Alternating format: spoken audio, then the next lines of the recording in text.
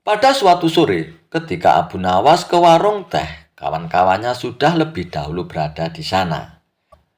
Ternyata mereka sengaja menunggu Abu Nawas. Nah, ini dia Abu Nawas datang, kata salah seorang dari mereka. Ada apa? Kata Abu Nawas sambil memesan secangkir teh hangat. Kami tahu engkau selalu bisa melepaskan diri dari perangkap-perangkap Raja Harun al-Rashid. Tetapi kami yakin kali ini engkau pasti dihukum Baginda Raja bila engkau melakukannya. Kawan-kawan Abu Nawas membuka percakapan. Apa yang harus kutakutkan? Tak ada sesuatu apapun yang perlu ditakuti kecuali Allah Subhanahu wa Ta'ala, kata Abu Nawas menentang. Selama ini, belum pernah ada seorang di negeri ini yang berani memantati Baginda Raja Harun al-Rashid. Bukankah begitu, hai Abu Nawas? Tanya kawan Abu Nawas. Tentu saja tidak ada yang berani melakukan hal itu. Karena itu adalah pelecehan yang amat berat. Siapa saja yang melakukannya pasti akan dipancung, kata Abu Nawas memberitahu kepada mereka. Itulah yang ingin kami ketahui darimu. Beranikah engkau melakukannya? Tanya temannya yang lain.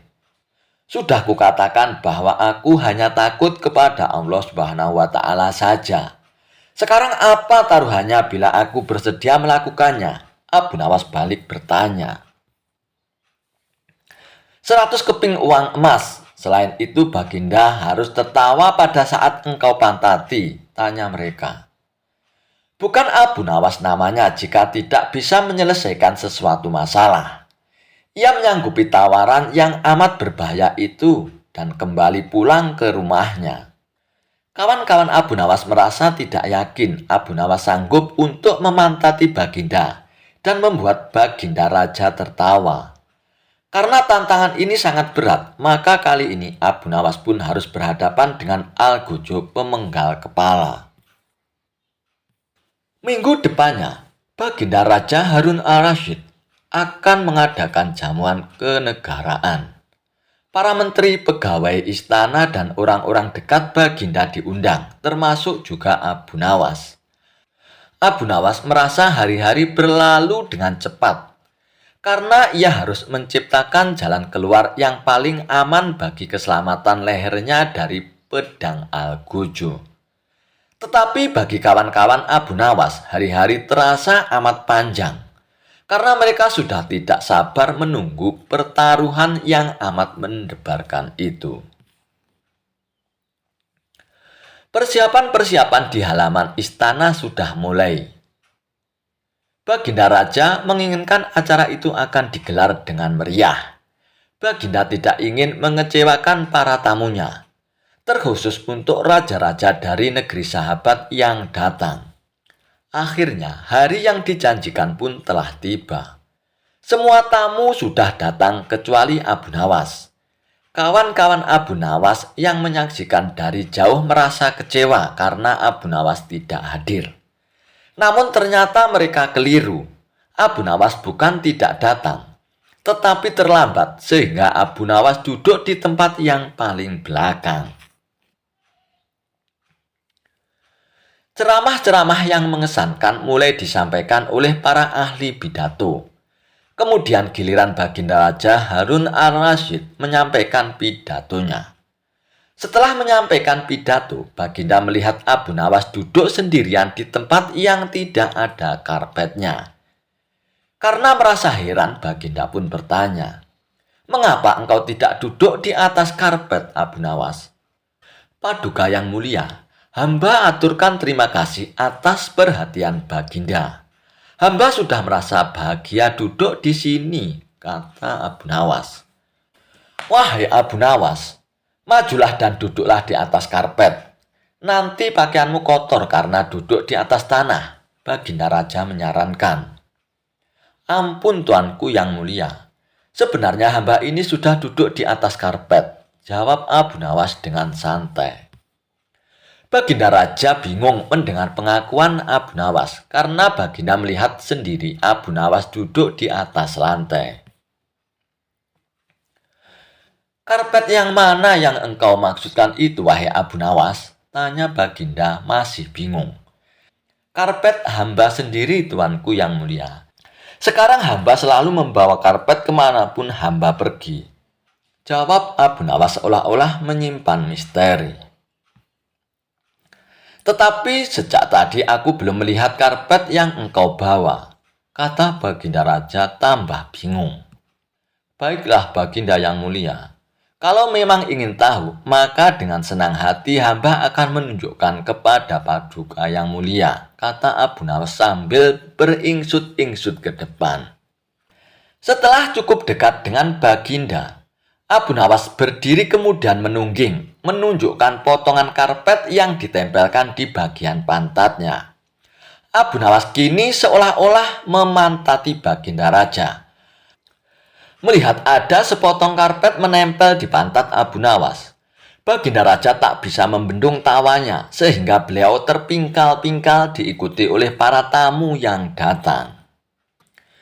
Menyaksikan kejadian yang menggelikan itu, kawan-kawan Abu Nawas pun merasa kagum. Mereka harus rela melepaskan 100 keping uang emas untuk Abu Nawas. Dijebak raja, Abu Nawas harus bertelur. Baginda Raja masih penasaran ingin mengalahkan argumen Abu Nawas. Maka dirancang siasat Abu Nawas harus bertelur.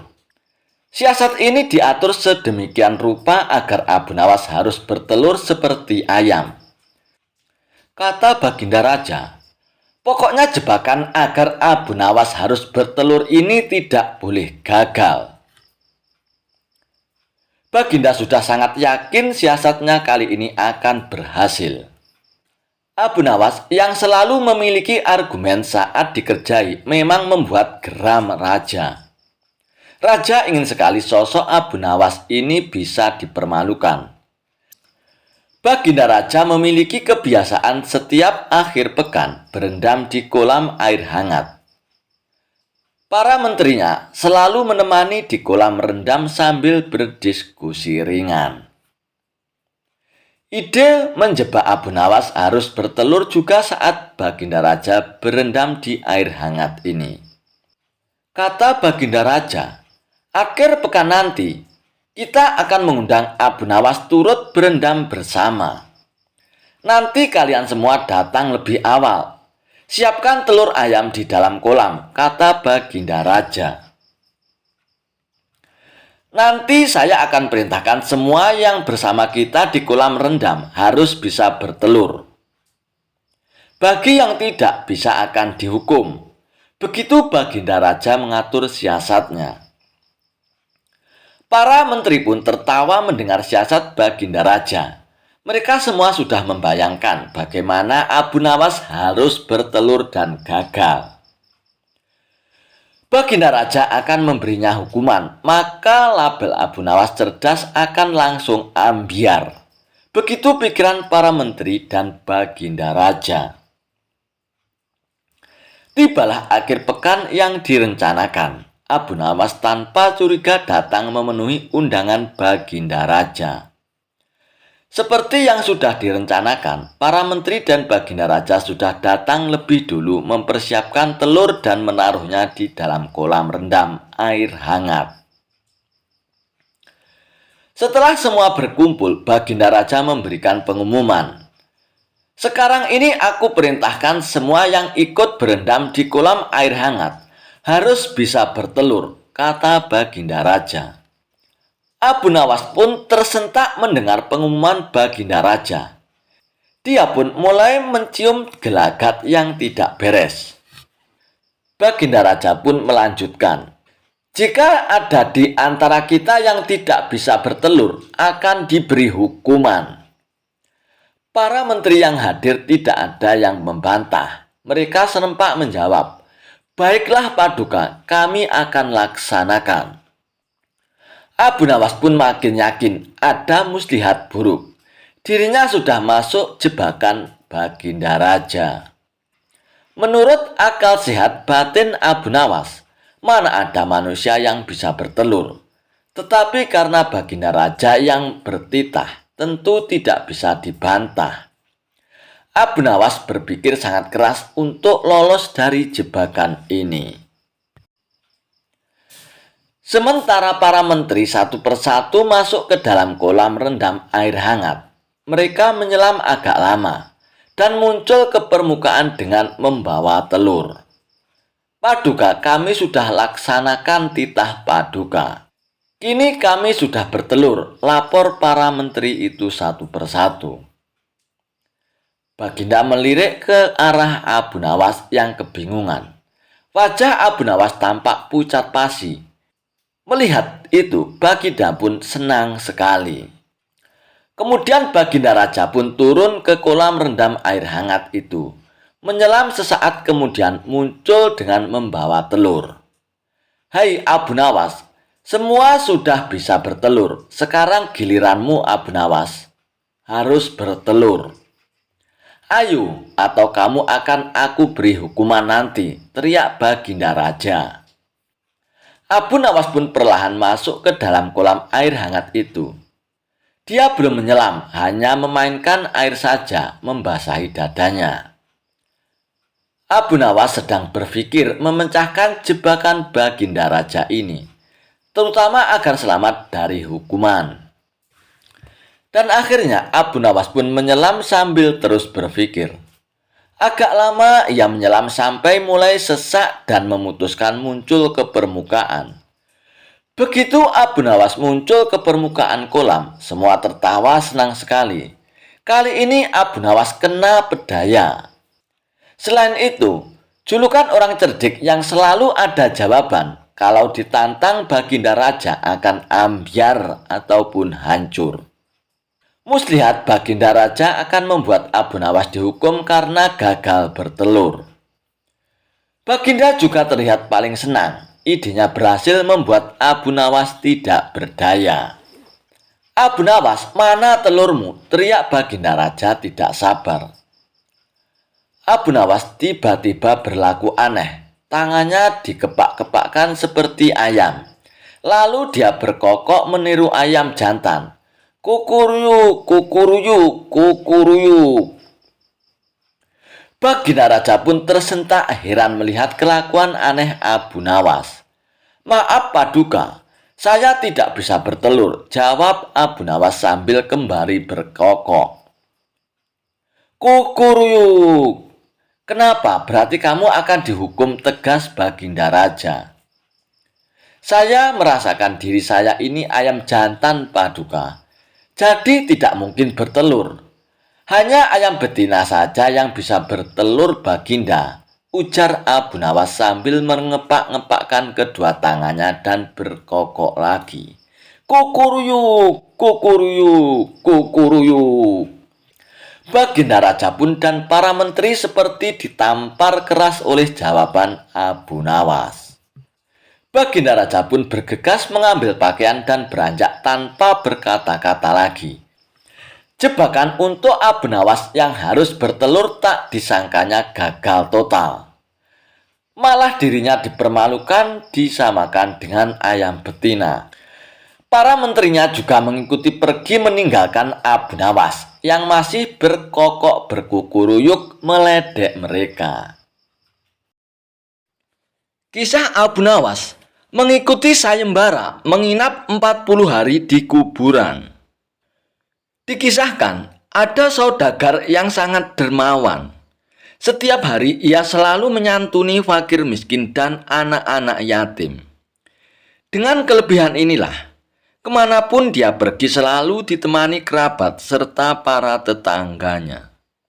Suatu hari saat bersama kawannya, saudagar kaya itu pun terlihat sangat murung. Sepertinya tengah memikirkan sesuatu. Melihat perilaku tidak biasa tersebut, salah seorang dari temannya pun akhirnya bertanya, "Wahai kawan, apa yang kau pikirkan? Kenapa kau terlihat sangat sedih?" ujar salah seorang temannya kepada saudagar kaya itu.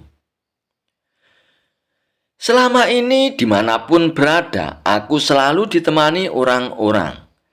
Apakah nanti ketika aku meninggal dunia, ada yang mau menemaniku di kuburan? Kata saudagar kaya itu. Mendengar jawaban tersebut, semua kawannya pun terdiam. Sebab mana mungkin ada yang mau menemani mayat di kuburan. Ternyata kegelisahan saudagar tersebut terus menghampirinya sepanjang hari. Akhirnya ia pun menulis surat wasiat. Barang siapa yang mau menemaniku selama 40 hari di dalam kubur setelah aku mati nanti, aku akan memberi warisan separuh dari harta peninggalanku. Lalu ditanyakan hal itu kepada anak-anaknya untuk menjaganya di dalam kubur nanti. Mana mungkin kami sanggup menjaga ayah, karena saat itu ayah sudah menjadi mayat. Ujar anak-anak saudagar kaya menolak permintaan orang tuanya. Keesokan harinya, saudagar kaya itu pun memanggil semua kerabat yang terdiri dari kakak dan adiknya. Namun lagi-lagi permintaan dia pun ditolak karena dianggap tidak wajar. Mana ada orang yang sanggup melakukan itu? Meskipun setengah dari hartamu diberikan, kata para kerabatnya menjelaskan. Dengan perasaan sedih, saudagar kaya tersebut pun memerintahkan ajudannya untuk mengadakan sayembara ke seluruh negeri. Barang siapa yang berani menemaninya selama 40 hari di dalam kubur saat ia meninggal, maka akan diberi setengah dari harta kekayaannya. Tidak lama dari sayembara itu pun diumumkan. Sang saudagar kaya pun akhirnya meninggal dunia. Kuburannya pun dihias megah dengan segala perlengkapan. Di saat bersamaan, Abu Nawas pun mendengar sayembara itu. Dengan tergesa-gesa, dirinya menuju rumah si saudagar kaya tersebut untuk memberitahu bahwa ia bersedia menjalani sayembara tersebut. Keesokan harinya, dikebumikanlah saudagar kaya itu. Abu Nawas pun ikut masuk ke liang lahat sambil membawa kapak berharganya yang setiap hari menemani bekerja mencari kayu bakar di hutan. Setelah seluruh pelayat pergi, hanya tersisa Abu Nawas menemani jenazah di liang lahat. Tidak lama kemudian, malaikat Munkar dan Nakir pun datang untuk bertanya kepada jenazah tersebut. Menyadari siapa yang datang, Abu Nawas pun sedikit menjauh dari mayat saudagar kaya itu. Dalam hati Abu Nawas pun berpikir sudah tiba saatnya mayat itu diinterogasi. Namun ternyata yang ditanya bukanlah mayat saudagar. Kedua malaikat itu pun malah menuju ke arah Abu Nawas. "Hai manusia, apa yang kau lakukan di sini?" ujar malaikat Munkar dan Nakir. "Aku sedang menemani mayat ini selama 40 hari untuk mendapatkan setengah harta warisannya," jawab Abu Nawas. "Apa saja yang kau miliki?" tanya kedua malaikat lagi. "Hartaku hanya kapak ini," jawab Abu Nawas. Ternyata kedua malaikat itu pun terus bertanya kepada Abu Nawas, hingga sampai kepada pertanyaan, "Di mana kau mendapatkannya?" "Aku membelinya di pasar," jelas Abu Nawas. Abu Nawas pun setiap hari ditanya seputar kapak dan pekerjaannya. Di hari ke-40, kedua malaikat itu pun datang kembali dan bertanya seputar kapak tersebut. Sebelum menjawabnya, Abu Nawas pun sudah membuka pintu kubur itu. Di luar ternyata sudah ada kerabat saudagar kaya tersebut. Abu Nawas pun berlari sambil berteriak, "Kalian ambil saja semua harta warisannya, karena aku sudah tidak mau menginginkannya." Mereka semua pun heran atas sikap Abu Nawas tersebut. Sesampainya di rumah, Abu Nawas pun berkata kepada istrinya, "Aku sudah tidak menginginkan harta warisan dari mayat itu, istriku." "Loh, kenapa kau tolak suamiku? Padahal kau kan sudah menyelesaikan tugasmu dan itu sudah menjadi hakmu, ujar sang istri. Abu Nawas pun menceritakan kepada istrinya pengalamannya di dalam kubur yang bertemu dengan malaikat Munkar dan Nakir yang terus bertanya seputar kapaknya selama 40 hari. Padahal kapak itu harta satu-satunya. Bagaimana kalau dia memiliki harta yang banyak? Berapa pertanyaan yang akan diajukan oleh malaikat Munkar Nakir nantinya? Jelas Abu Nawas kepada istrinya. Mendengar penjelasan Abu Nawas, istri Abu Nawas pun hanya mengangguk-anggukkan kepalanya. Pada suatu waktu, Abu Nawas dipanggil oleh Baginda Raja Harun ar-Rasyid untuk datang ke istana. Baginda Raja ingin menguji kecerdasan Abu Nawas perihal kemampuannya dalam ilmu ceramah. Wahai Abu Nawas, mulai Jumat depan, kamu yang bertugas untuk berkhotbah Abu Nawas, titah Baginda Raja. Waduh, tapi saya kan penyair Paduka.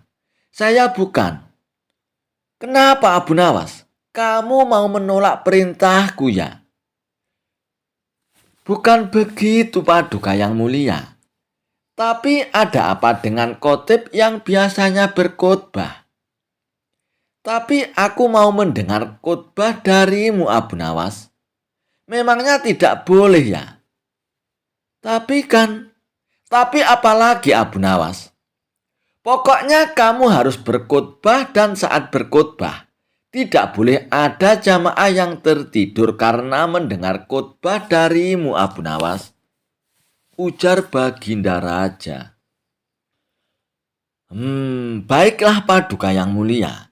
Saya akan melaksanakan titah Paduka yang mulia, ujar Abu Nawas. Namun Abu Nawas pun merasa lemas dengan perintah itu. Wah, gawat nih, kata Abu Nawas saat diantar prajurit keluar gerbang istana.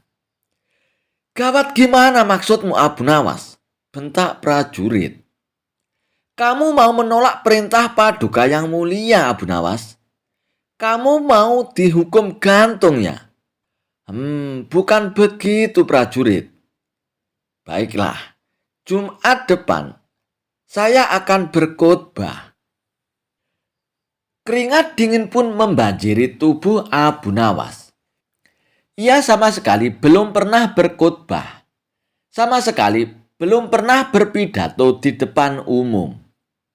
Baik sekedar menyampaikan informasi, apalagi menasihati orang dengan ayat-ayat suci.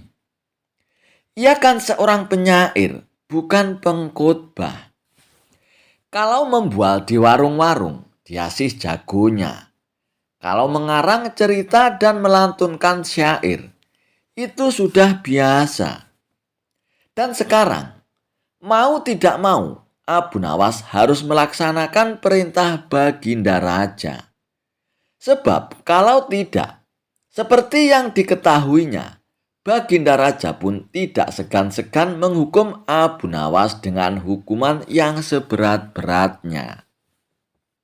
Saat sholat Jumat pun tiba. Abu Nawas pun belum tahu apa yang akan dikhotbahkannya. Pikirannya masih blank. Dia datang saja ke masjid dengan pengawasan yang ketat dari prajurit-prajurit kerajaan.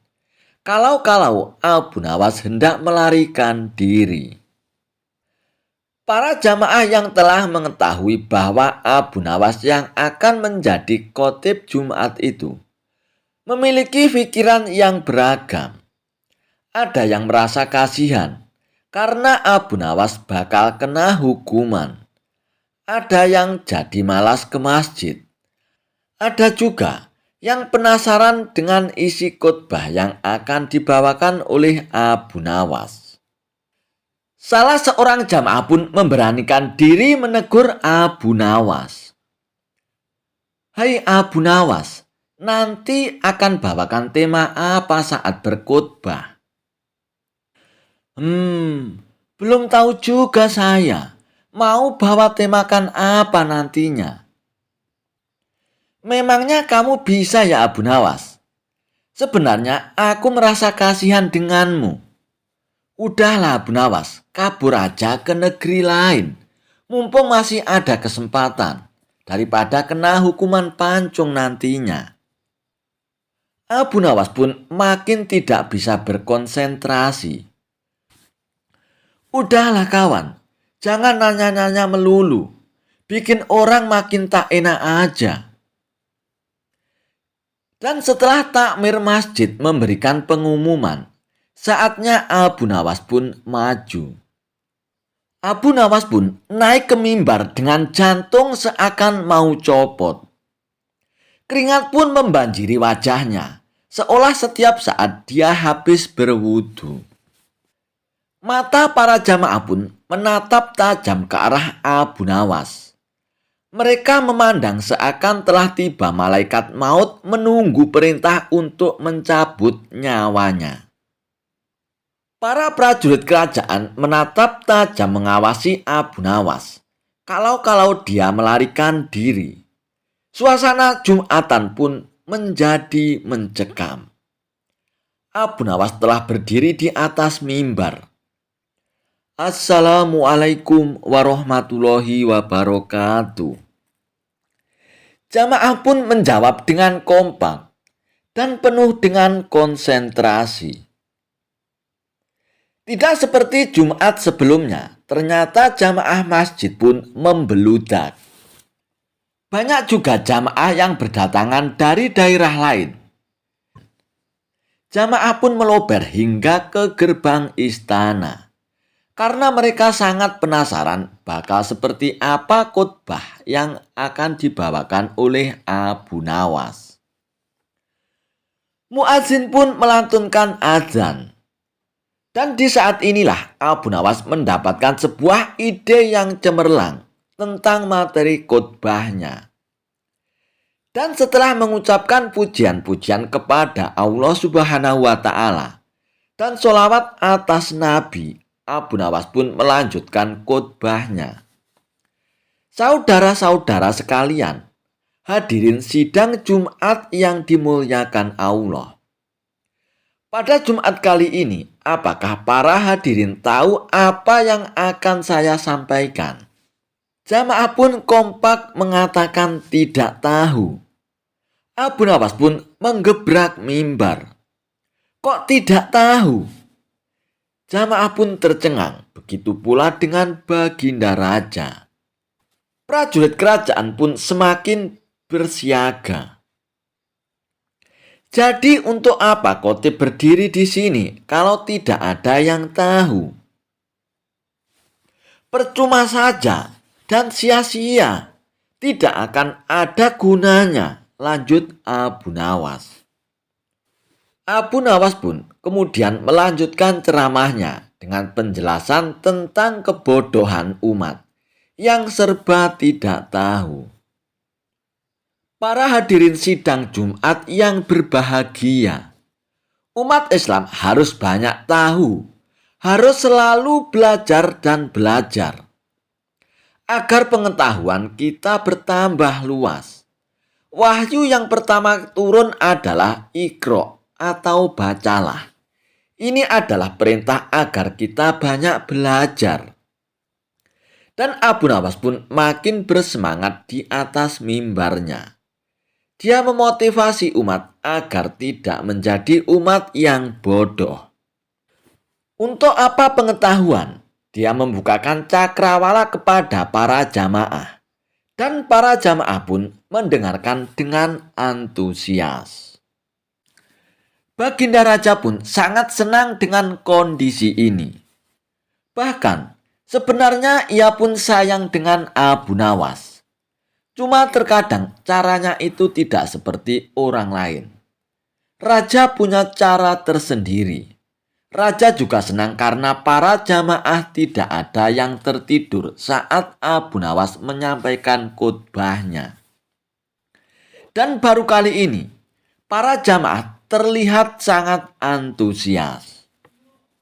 Selepas sholat Jumat, Baginda Raja pun memanggil Abu Nawas. "Wahai Abu Nawas, Jumat depan kamu lagi yang berkhotbah."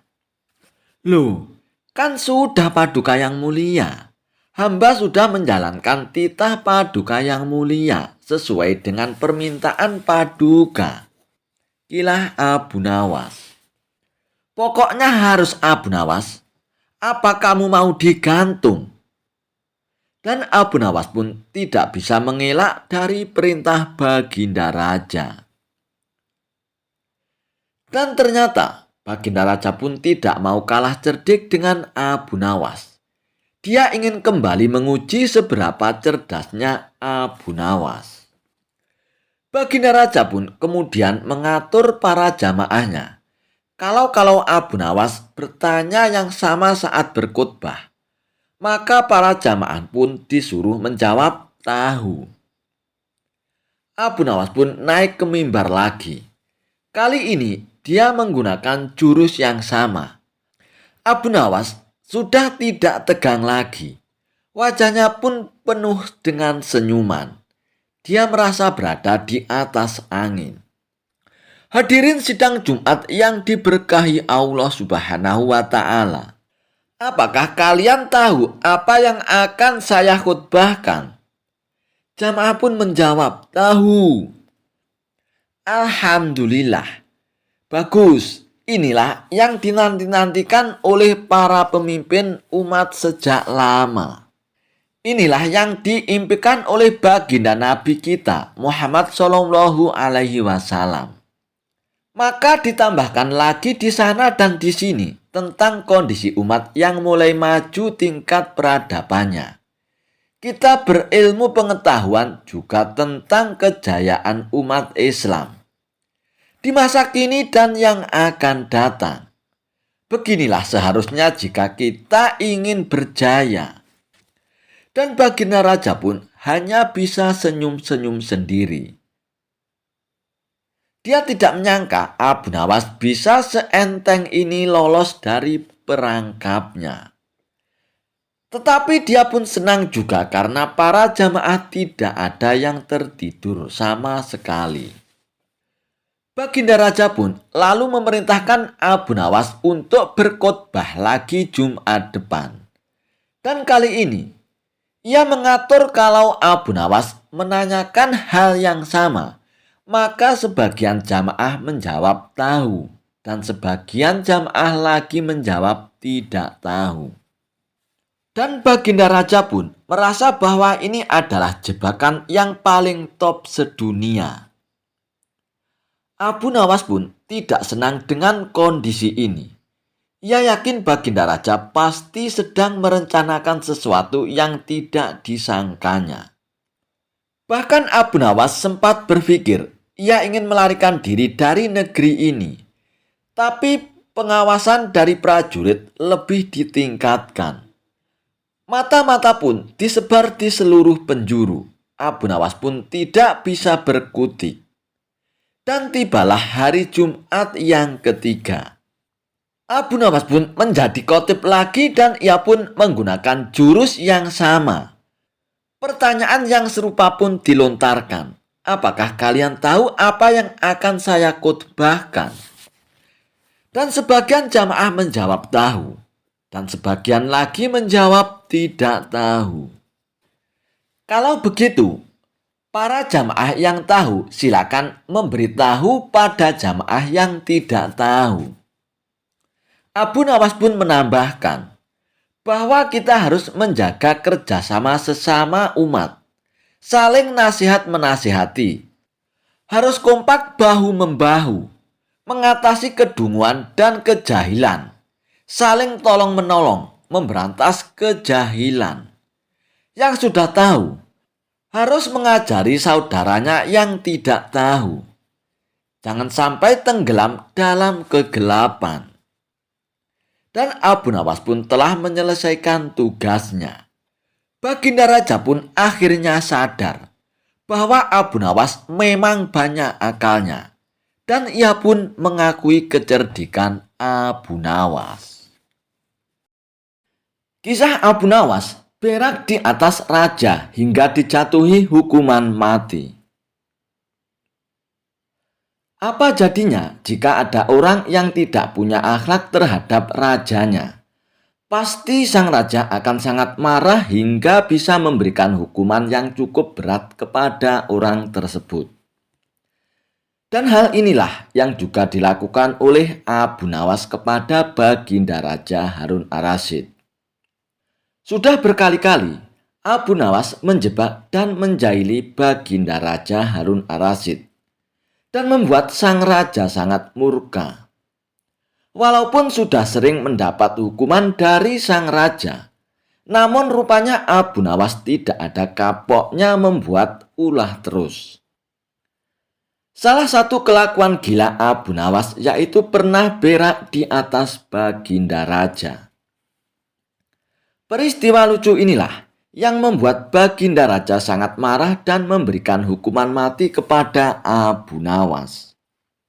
Dikisahkan, pada suatu hari Baginda Raja Harun ar-Rasyid mengadakan suatu perjalanan untuk menjelajahi hutan-hutan. Dan untuk kegiatan itu, lalu Baginda Raja pun mengajak Abu Nawas dan beberapa pengawal untuk menemaninya. Sang raja juga mengingatkan kepada pengawalnya untuk selalu menjaga kebersihan lingkungan. Dan menjaga kebersihan lingkungan adalah salah satu undang-undang yang harus dipatuhi oleh seluruh rakyat negeri itu. Dan siapapun yang berani melanggarnya, maka akan dikenakan sanksi hukuman mati. Lalu sang raja pun berkata kepada Abu Nawas dan para pengawalnya, "Wahai kalian semua, aku ingatkan kalian tentang pentingnya undang-undang untuk menjaga kebersihan lingkungan. Siapapun dilarang buang air besar di sungai kecuali aku. Apabila hendak buang air besar di sungai, harus lebih dahulu izin kepadaku. Siapapun yang melanggar undang-undang ini, maka akan dikenakan sanksi hukuman mati. Paham kalian semua?" ucap Baginda Raja. "Siap Paduka yang mulia," sahut para pengawal. Kemudian sang raja dan rombongan pun melanjutkan perjalanan menjelajahi hutan. Ketika perjalanan berada di tengah hutan, tiba-tiba perut sang raja mules dan kebelet untuk buang air besar. "Aduh, stop dulu pengawal, stop. Berhenti dulu. Kita berhenti di sini dulu pengawal. Perutku sakit, aku mau buang air besar dulu." "Aku sudah tidak tahan pengawal," ucap Baginda Raja. Dan akhirnya perjalanan pun dihentikan. Lalu Baginda Raja pun mencari sungai untuk buang hajatnya.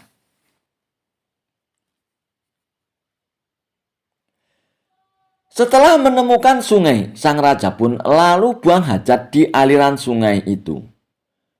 Kondisi aliran sungai yang digunakan sang raja untuk buang hajat mengalir menuju ke arah utara.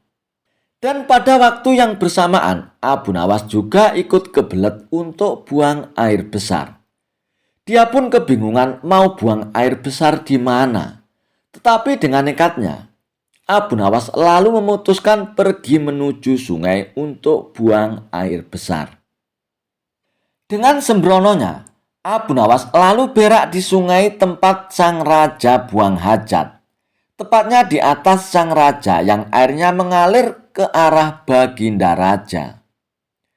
Dengan leganya, Abu Nawas pun lalu berak di sungai itu. Dan ternyata kotoran Abu Nawas lalu terbawa aliran sungai yang menuju ke arah Baginda Raja.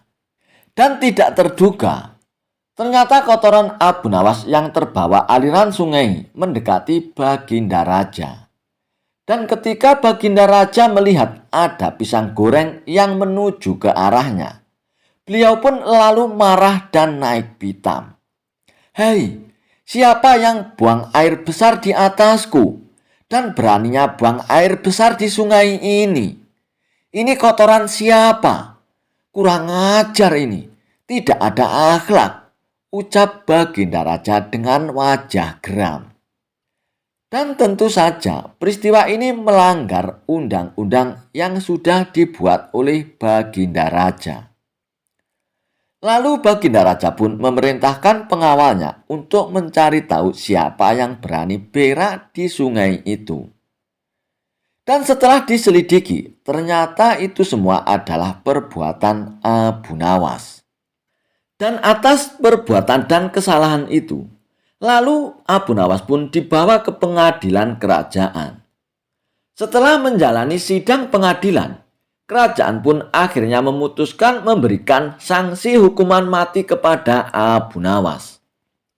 Namun, sebelum Abu Nawas dihukum mati, kerajaan memberikan sebuah kesempatan terakhir kepada Abu Nawas untuk membela diri. Wahai Abu Nawas, atas kesalahanmu melanggar undang-undang, kamu dijatuhi hukuman mati. Namun kerajaan memberikan suatu kesempatan kepadamu untuk membela diri Abu Nawas. Silakan memberikan pembelaan Abu Nawas, seru Baginda Raja. Lalu Abu Nawas pun memutar-mutar otaknya untuk melakukan pembelaan. Setelah berpikir sejenak, lalu Abu Nawas pun berkata kepada Baginda Raja, "Wahai Paduka yang mulia, sebenarnya aku ini sangat rela dihukum mati. Tapi perkenankanlah hamba untuk menyampaikan beberapa alasan, hingga hamba berani berak bersama Paduka di sungai. Sebenarnya, justru itu bukti atas kesetiaan hamba kepada Paduka yang mulia," ucap Abu Nawas. Mendengar perkataan Abu Nawas, membuat Baginda Raja pun terheran-heran dan tidak mengerti maksud Abu Nawas. "Wahai Abu Nawas, apa maksudmu dari perkataan itu?" tanya Baginda Raja. "Wahai Paduka yang mulia, maksud hamba adalah bahwa kotoran Paduka yang mulia harus hamba kawal dengan kotoran hamba, kemanapun kotoran Paduka yang mulia pergi. Dan kotoran hamba harus berada di belakang kotoran Paduka yang mulia. Dan ini adalah akhlak dan bukti kesetiaan hamba kepada Paduka yang mulia. Justru yang harus dihukum mati adalah rakyat Baginda Raja yang berani berak di bawah aliran sungai Baginda Raja berak. Karena kotorannya telah lancang berani mendahului kotoran Paduka yang mulia." Mendengar penuturan Abu Nawas, Baginda Raja pun termanggut-manggut kagum atas alasan Abu Nawas yang masuk akal itu. Dan atas alasan itulah akhirnya Abu Nawas pun terbebas dari hukuman mati. Dan tidak hanya itu, Abu Nawas pun malah justru diberikan hadiah oleh Baginda Raja atas jasa dan pengorbanan Abu Nawas kepada Baginda Raja. Kisah Abu Nawas membangun istana di awan. Abu Nawas belum kembali. Kata istrinya, ia bersama seorang pendeta dan seorang ahli yoga sedang melakukan pengembaraan suci. Padahal saat itu, Baginda amat membutuhkan bantuan Abu Nawas. Beberapa hari terakhir ini, Baginda merencanakan membangun istana di awang-awang karena sebagian dari raja-raja negeri bersahabat telah membangun bangunan-bangunan yang luar biasa. Baginda tidak ingin menunggu Abu Nawas lebih lama lagi. Beliau mengutus beberapa orang kepercayaannya untuk mencari Abu Nawas. Mereka tidak berhasil menemukan Abu Nawas karena Abu Nawas ternyata sudah berada di rumah ketika mereka baru berangkat. Abu Nawas pun menghadap Baginda Raja Harun Ar-Rasyid. Baginda pun amat riang.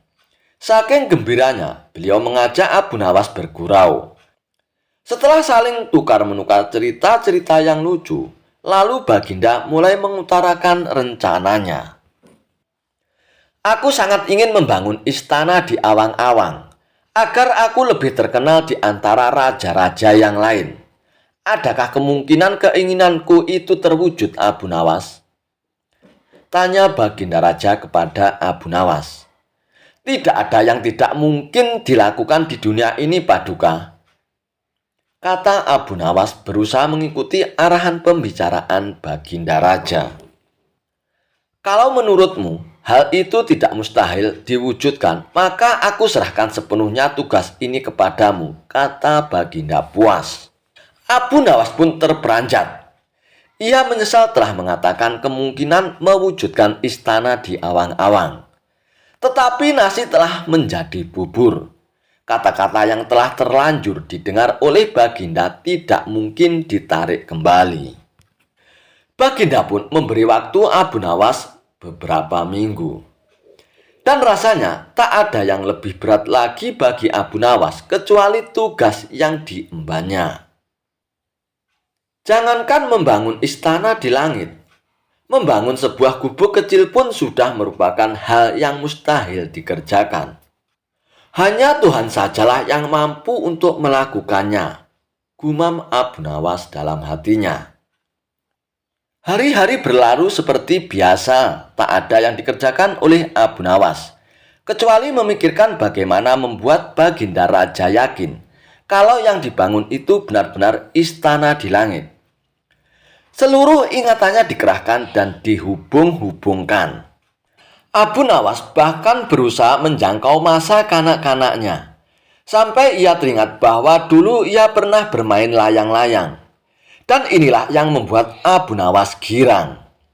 Abu Nawas tidak menyia-nyiakan waktu lagi. Ia bersama beberapa kawannya merancang layang-layang raksasa terbentuk persegi 4. Dan setelah selesai, baru Abu Nawas melukis pintu-pintu serta jendela-jendela dan ornamen-ornamen lainnya. Ketika semuanya telah selesai, Abu Nawas dan kawan-kawannya menerbangkan layang-layang raksasa itu dari suatu tempat yang dirahasiakan.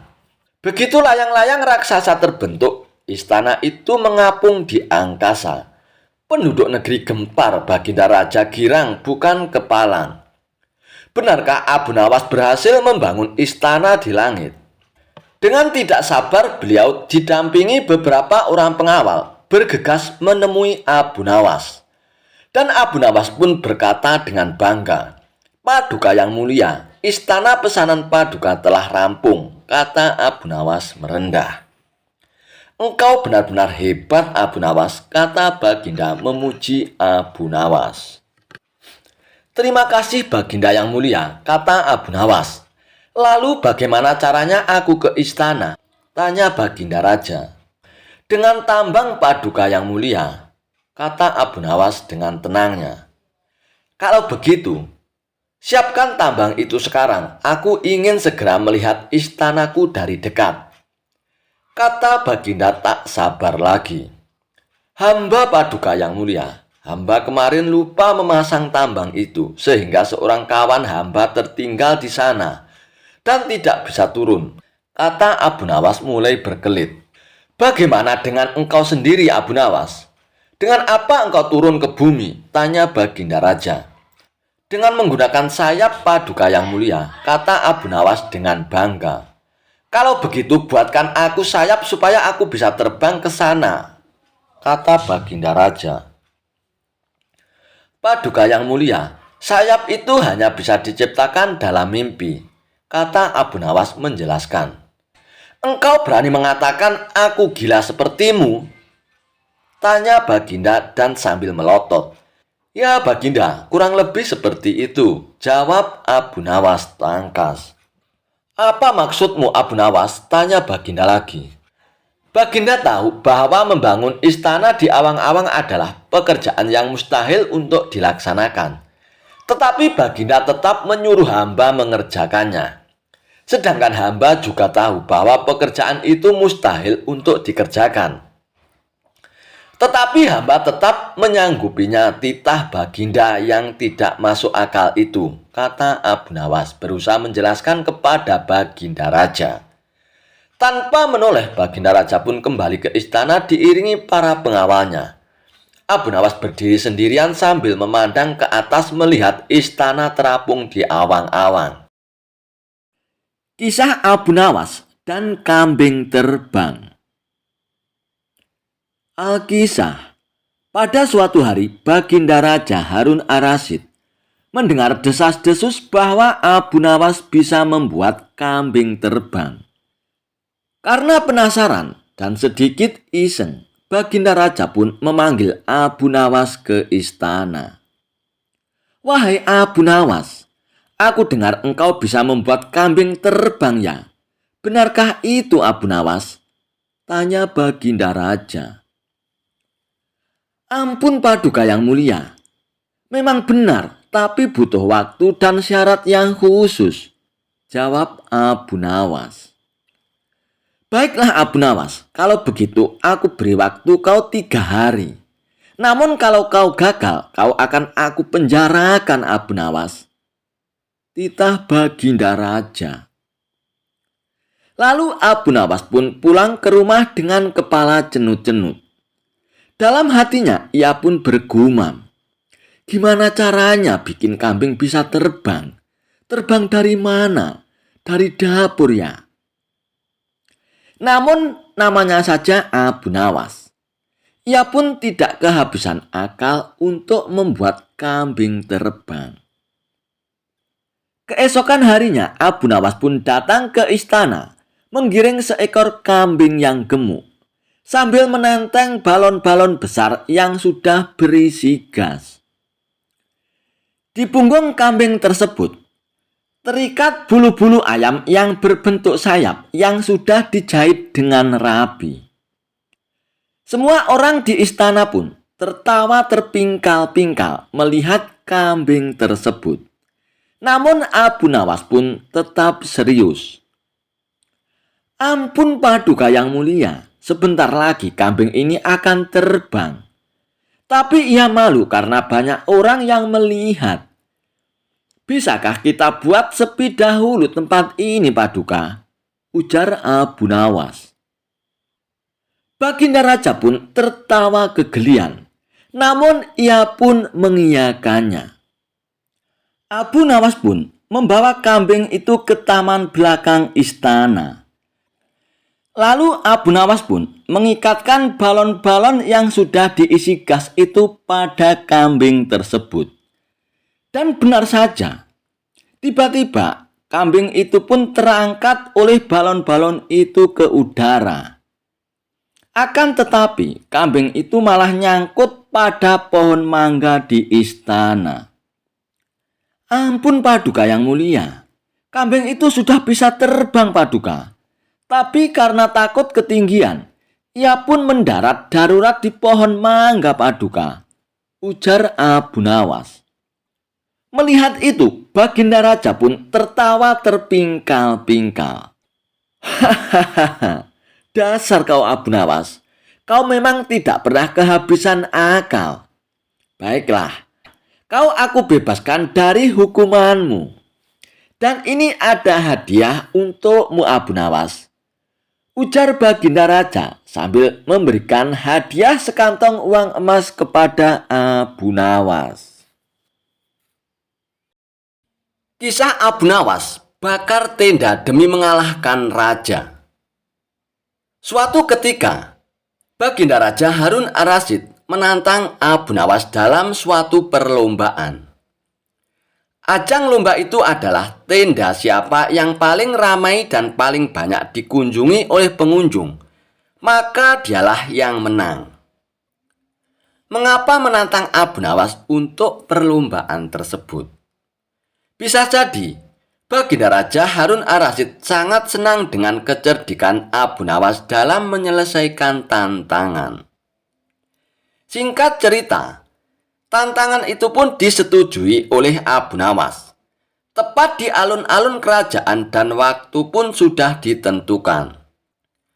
Aturannya adalah tenda siapa yang paling ramai dikunjungi orang, mulai pukul 12 siang hingga pukul 24 malam. Bukan hal yang sangat sulit bagi Baginda Raja untuk membuat tendanya ramai dikunjungi orang-orang. Sejak dimulainya perlombaan, tenda Baginda Raja sudah ramai dikunjungi para warga. Bagaimana tidak? Selain tenda Baginda Raja besar, di dalam tenda juga disediakan hiburan serta aneka makanan dan minuman. Siapapun yang datang ke tenda tersebut sudah pasti terhibur dan konsumsinya tercukupi. Berbeda dengan tenda milik Abu Nawas. Selain tendanya kecil tidak sebesar milik Baginda Raja, di tempat itu juga tidak ada hiburan apalagi makanan. Namun Abu Nawas terlihat tenang sembari duduk-duduk di dalam tenda tersebut. Menurutnya, waktu perlombaan masih panjang. Sejumlah warga yang datang ke tenda Baginda Raja sudah mengira bahwa Abu Nawas akan kalah dalam perlombaan tersebut. Terlebih lagi, semakin malam jumlah warga yang mendatangi tenda Baginda Raja semakin banyak dan semakin banyak. Abu Nawas pun masih terlihat duduk-duduk santai dan tenang. Nyaris tidak ada upaya apapun agar tendanya ramai dikunjungi warga.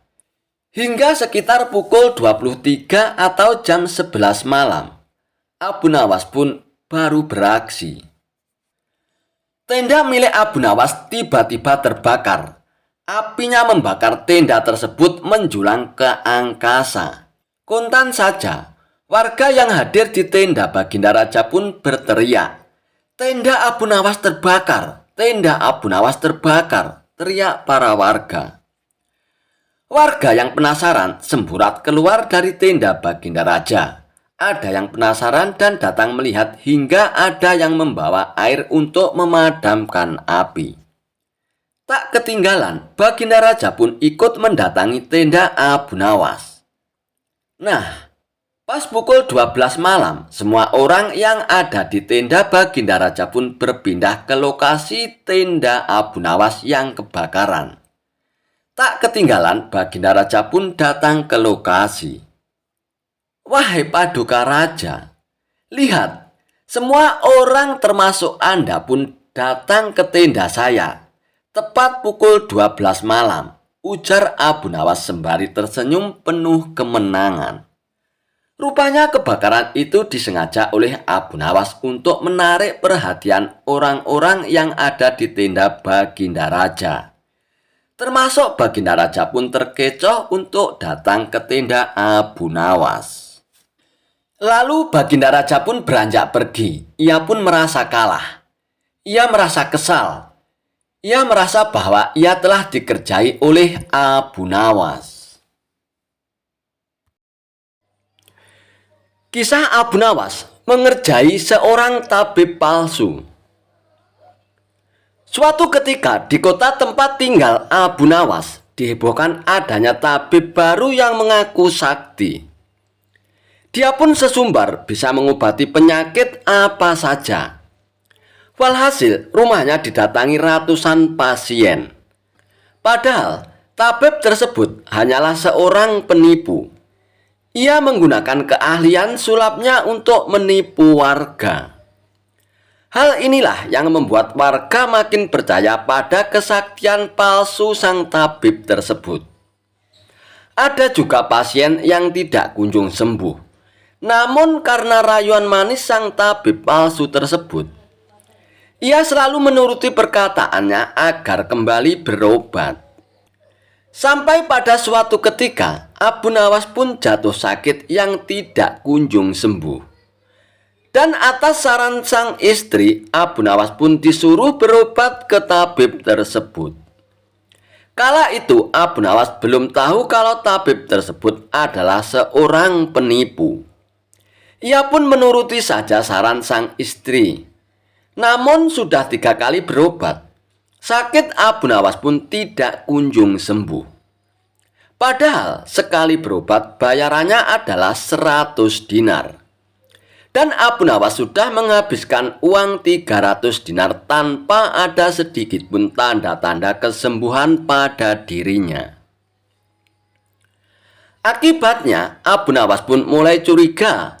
Jangan-jangan tabib itu seorang penipu. Seiring berjalannya waktu, Abu Nawas pun sudah sehat seperti sedia kala. Lalu terbesit dalam benak Abu Nawas untuk mengerjai tabib palsu tersebut.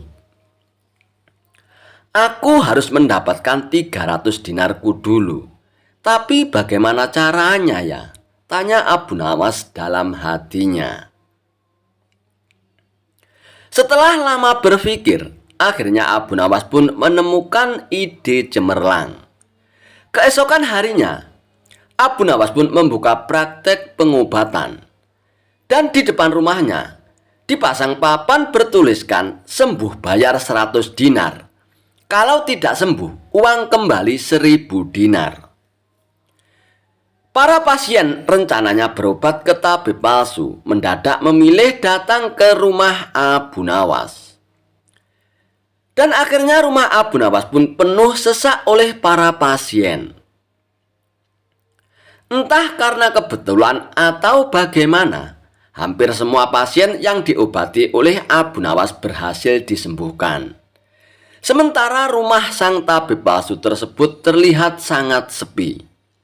Tidak ada seorang pasien pun yang datang ke sana. Hari ini kenapa sepi sekali ya? Tanya sang tabib dalam hatinya. Tidak selang beberapa lama, datanglah asisten tabib palsu tersebut dan mengabarkan berita tentang klinik Abu Nawas.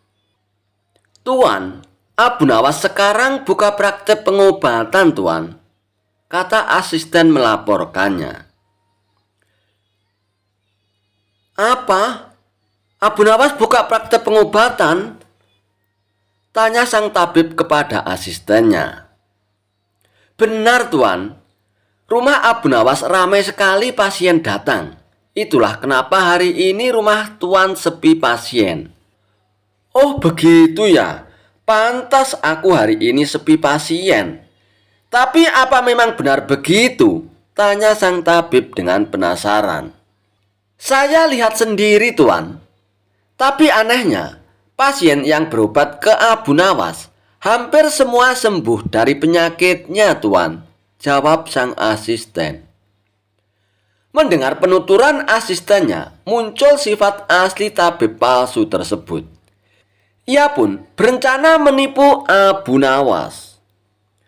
Beberapa hari ke depan untuk sementara kita tutup dulu, asisten. Biarlah Abu Nawas yang membuka praktek pengobatannya, ucap sang tabib kepada asistennya. Memangnya kenapa, Tuan? Tanya asisten dengan penasaran. Aku punya rencana untuk menipu Abu Nawas.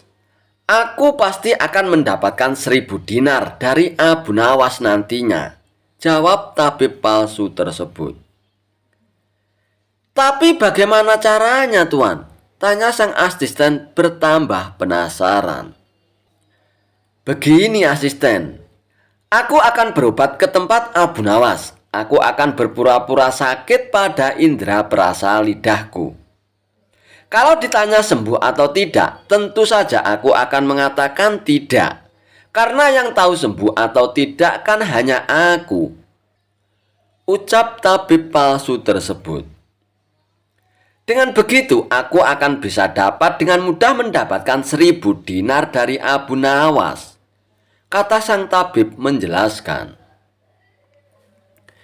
Singkat cerita, datanglah tabib palsu itu ke rumah Abu Nawas.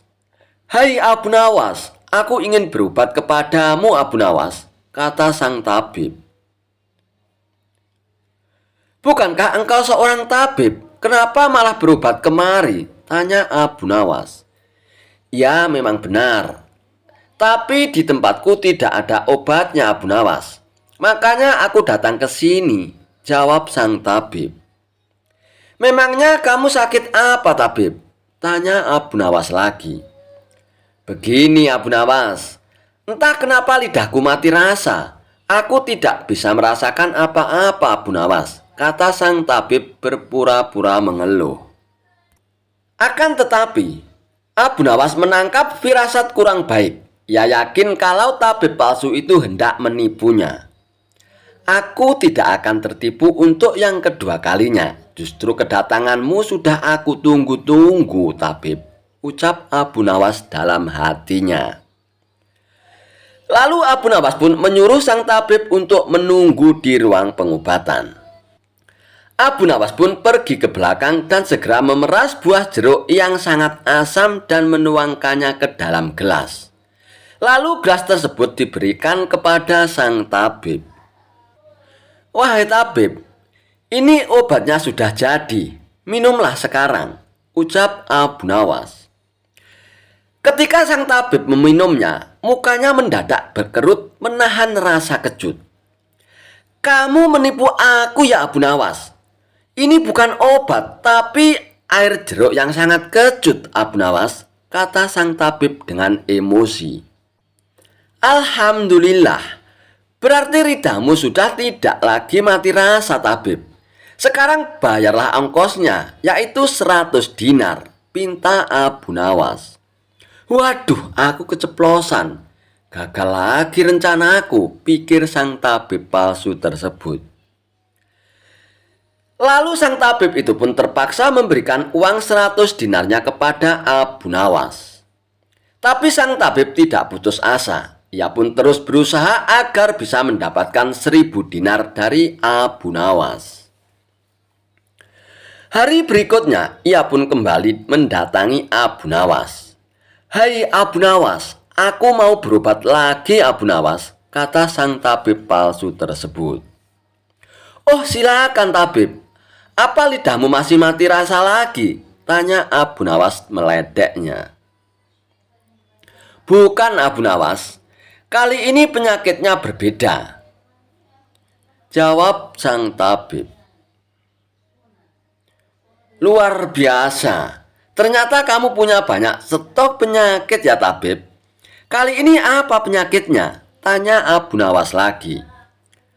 "Aku hilang ingatan Abu Nawas," jawab tabib tersebut. "Apakah kamu kesandung kasus korupsi tabib? Makanya hilang ingatan?" tanya Abu Nawas. "Enak saja kamu Abu Nawas. Memangnya aku pejabat apa?" jawab tabib dengan nada protes. "Baiklah, sekarang kamu tunggu di sini sebentar. Aku akan mengambilkan obatnya tabib," ucap Abu Nawas. Tidak beberapa lama kemudian, Abu Nawas pun kembali menemui sang tabib palsu. "Ini obatnya tabib, silakan diminum," kata Abu Nawas sambil memberikan gelasnya. "Aku tidak mau minum air ini Abu Nawas," ucap tabib tersebut. "Loh, memangnya kenapa tabib? Katanya ingin sembuh, kok tidak mau minum obatnya?" ucap Abu Nawas. "Lah ini kan perasan air jeruk seperti kemarin Abu Nawas. Aku tidak mau minum," kata sang tabib menolaknya. "Alhamdulillah, tanpa meminumnya pun kamu sudah sembuh tabib. Sekarang bayar 100 dinar lagi," pinta Abu Nawas. "Sudah sembuh? Sembuh dari mana Abu Nawas? Apanya yang sembuh? Kamu jangan mengada-ada Abu Nawas," protes sang tabib tersebut. "Nah, buktinya kamu masih ingat dengan obat yang kemarin aku berikan. Berarti sakit hilang ingatanmu sudah sembuh tabib," jelas Abu Nawas. Untuk kedua kalinya, rencana sang tabib palsu mengalami kegagalan juga. Mau tidak mau, ia pun harus memberikan uang 100 dinar lagi kepada Abu Nawas. Kurang ajar Abu Nawas, ternyata tidak sebodoh yang kukira, pikir tabib palsu tersebut.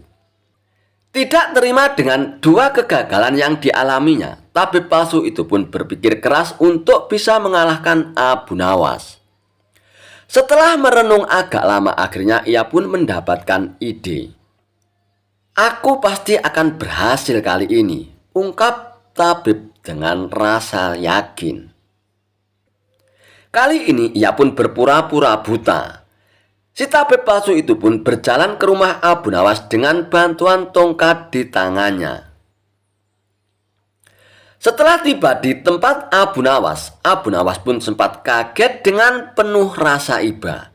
Abu Nawas pun bertanya kepada sang tabib, "Apa yang menimpamu tabib dan mengapa kamu bisa seperti ini?" Si tabib palsu itu pun menjawab, "Tolonglah aku, Abu Nawas. Mataku tiba-tiba buta. Sembuhkanlah aku, Abu Nawas," ucap tabib tersebut. Tabib palsu itu pun kemudian dipersilakan masuk dan duduk di ruang pengobatan oleh Abu Nawas. Setelah mengamati dengan seksama, Abu Nawas pun akhirnya menyadari bahwa itu adalah tipuan belaka. Namun Abu Nawas tidak pernah kehilangan akal. Ia punya cara lain untuk menghadapinya. "Sepertinya penyakit kebutaanmu sudah sangat parah, tabib. Maafkan aku untuk kali ini tidak mampu mengobatinya, tabib," ucap Abu Nawas berpura-pura sedih. Mendengar jawaban tersebut, sang tabib langsung kegirangan. "Akhirnya bisa mengelabui Abu Nawas juga kali ini aku. Terus bagaimana ini, Abu Nawas? Padahal aku berharap banyak kepadamu," kata sang tabib berpura-pura. "Iya, mau bagaimana lagi, tabib? Aku tidak mungkin bisa menyembuhkanmu," jawab Abu Nawas. "Oh, kalau begitu aku akan dapat 1000 dinar darimu dong, Abu Nawas," tanya tabib palsu dengan penuh harap. "Tentu saja kawan, aku tidak mungkin berdusta," balas Abu Nawas. Kemudian Abu Nawas pun masuk ke dalam rumah untuk mengambil uang.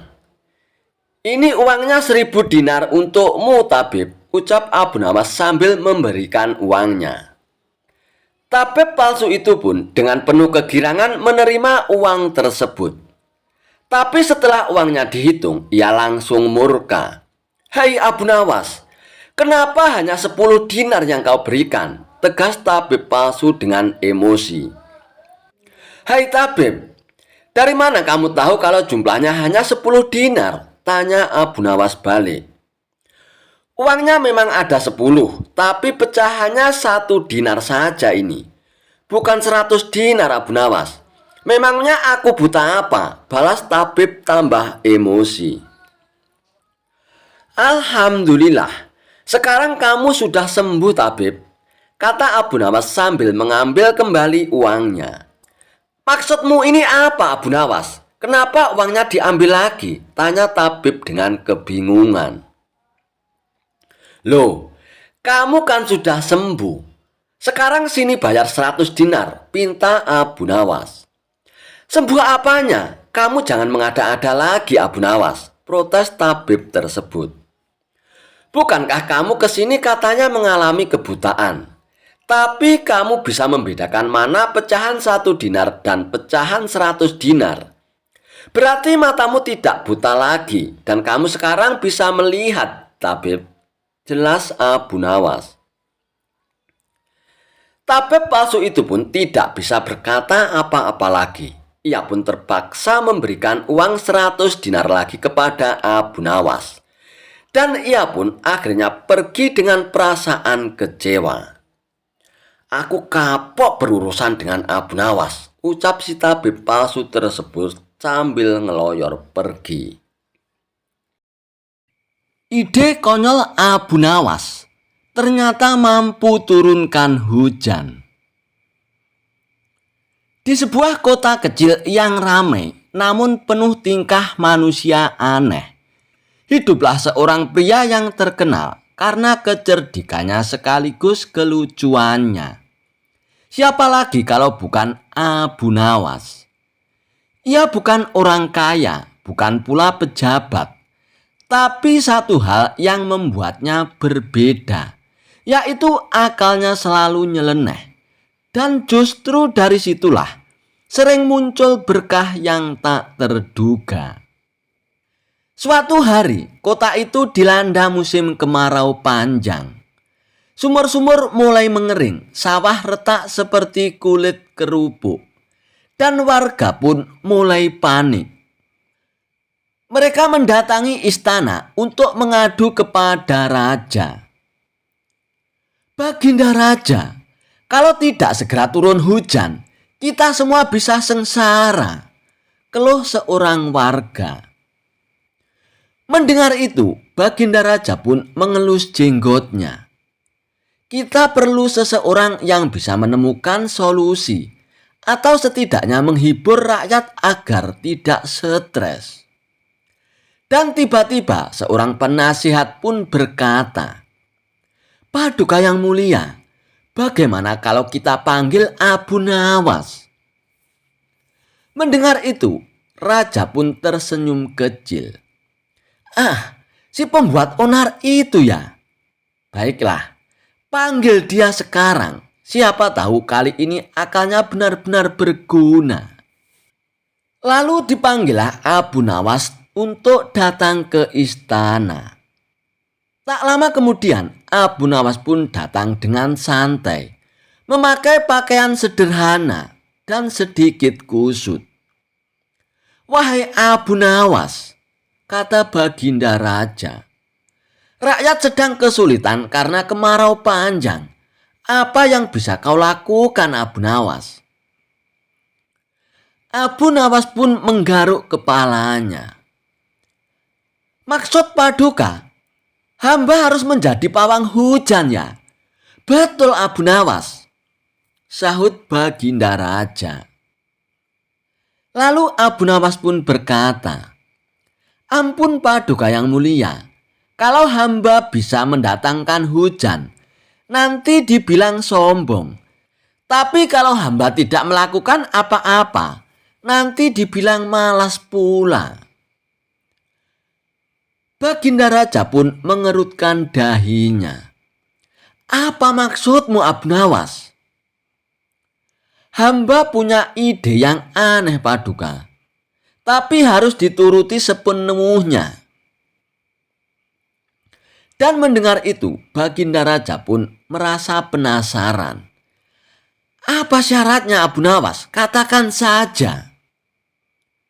Lalu Abu Nawas pun berkata, "Ampun Paduka yang mulia, perintahkan semua warga untuk membawa ember kosong ke alun-alun besok pagi. Tapi ingat, harus ember yang paling bagus yang mereka punya Paduka." Dan kabar itu pun cepat menyebar ke seluruh pelosok kota. Dan esok harinya, seluruh warga pun datang membawa ember ke alun-alun. Ada yang dari tanah liat, kayu, bahkan yang dihias sangat cantik. Raja pun datang dan berbisik, "Abu Nawas, lalu apa yang akan kau lakukan sekarang?" Abu Nawas pun berdiri di tengah kerumunan dan berteriak, "Wahai warga semua, hari ini kita akan menunggu hujan bersama-sama." Dan warga pun saling berpandangan untuk menunggu hujan. "Abu Nawas, menunggu hujan di bawah terik matahari begini ya?" tanya seorang warga. Abu Nawas pun mengangguk dengan serius. "Betul Tuan, tapi syaratnya tidak boleh ada yang mengeluh." Awalnya semua warga pun terdiam, tapi 1 jam berlalu, 2 jam pun berlalu, matahari semakin terik.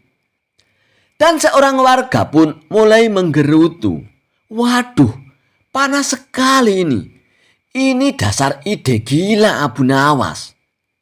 Dan yang lain pun ikut menggerutu, "Iya, betul sekali. Mungkin Abu Nawas cuma main-main saja." Dan keributan pun mulai muncul.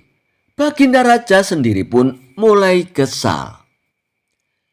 "Abu Nawas, ini tidak masuk akal," kata Baginda Raja. Abu Nawas pun tersenyum santai. "Nah, Paduka yang mulia, lihat itu kan."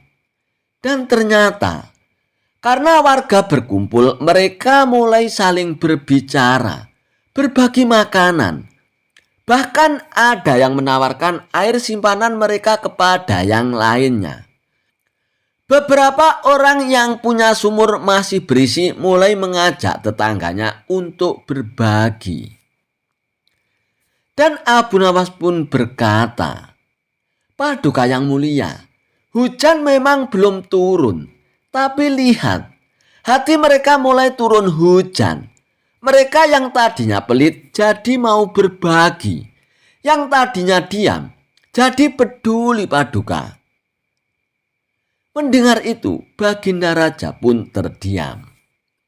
Lalu Abu Nawas pun melanjutkan. Paduka yang mulia, kemarau bukan hanya soal air, tapi juga ujian hati. Kalau hati kering, baru benar-benar celaka. Tapi kalau hati basah oleh kebaikan, insya Allah berkah akan datang Paduka, ujar Abu Nawas. Dan tiba-tiba angin pun berhembus. Langit yang tadinya cerah mulai mendung. Warga pun mendongak ke atas. Itu ada awan tebal tuh. Tak lama kemudian, rintik-rintik hujan pun mulai turun. Warga pun bersorak kegirangan, menadahkan ember mereka yang sejak tadi kosong untuk diisi air hujan.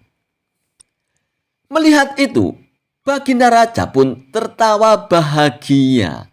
Hahaha, Abu Nawas, ini kebetulan atau memang rencanamu? Abu Nawas pun tersenyum sambil mengangkat bahunya. Paduka yang mulia, kalau hujannya itu urusan Tuhan. Tapi kalau membuat orang saling berbagi, itu yang bisa kita usahakan Paduka, ujar Abu Nawas. Dan sejak hari itu, warga kota tak hanya bersyukur karena hujan turun, tapi juga karena mereka belajar satu hal penting dari Abu Nawas. Terkadang hal yang tampak konyol justru membawa berkah yang besar. Untuk kesekian kalinya, Baginda Raja ingin kembali menguji kecerdasan Abu Nawas. Ia mengatakan kepada Abu Nawas bahwa dirinya ingin sesuatu yang tidak ada di dunia ini. Tentu saja keinginan Baginda Raja tersebut sempat membuat Abu Nawas kebingungan. Sesuatu apakah itu yang Paduka maksud? Tanya Abu Nawas. Apapun Abu Nawas, yang pasti sesuatu yang tidak ada di dunia ini, jawab Baginda Raja. Baiklah Paduka yang mulia. Beri waktu hamba 3 hari untuk mencarinya Paduka, balas Abu Nawas.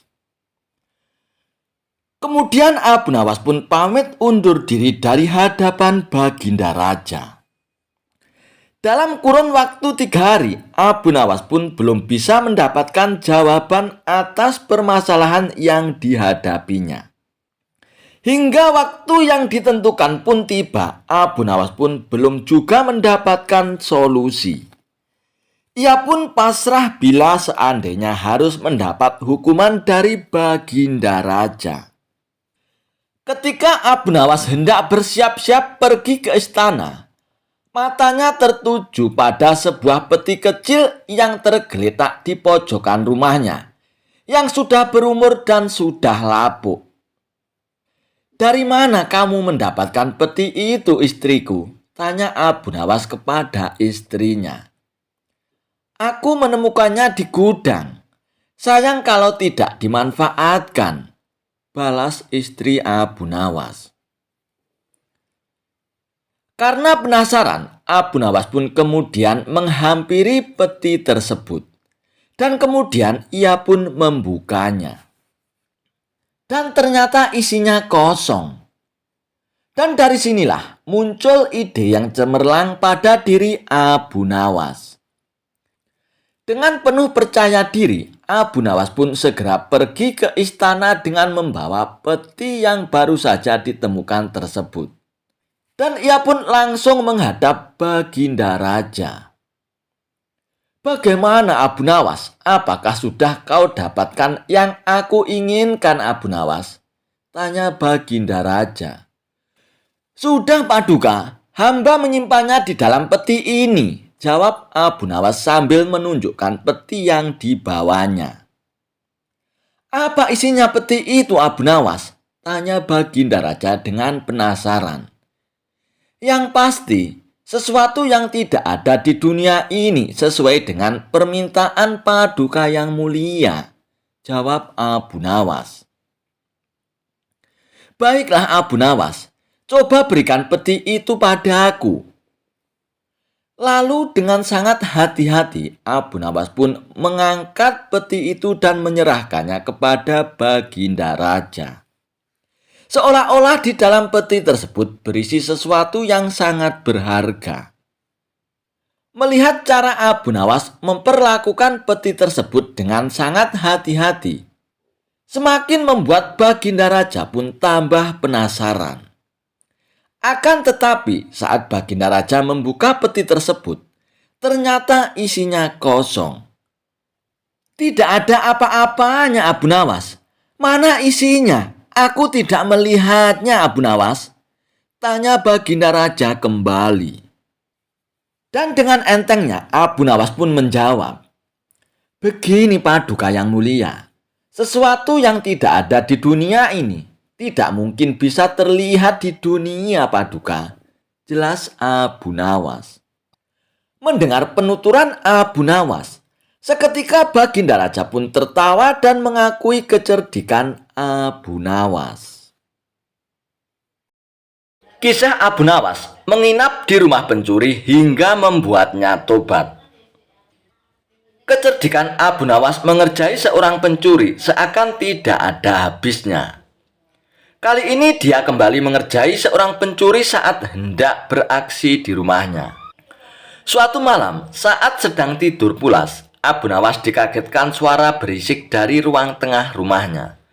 Kemudian ia pun turun dari tempat tidurnya dan beringsut menuju pintu kamar untuk mengintip. Dia pun mengintip melalui lubang kunci dan dilihatnya ada seorang pencuri sedang memasukkan barang-barang miliknya ke karung besar. Hampir semua barang-barang di ruang tengah rumahnya diambil tanpa tersisa sedikit pun. Setelah selesai dengan aksinya, sang pencuri pun memangkul karung besar yang berisi barang-barang curian itu ke atas bahunya, lalu kabur lewat jendela. Melihat hal itu, Abu Nawas sengaja membiarkannya.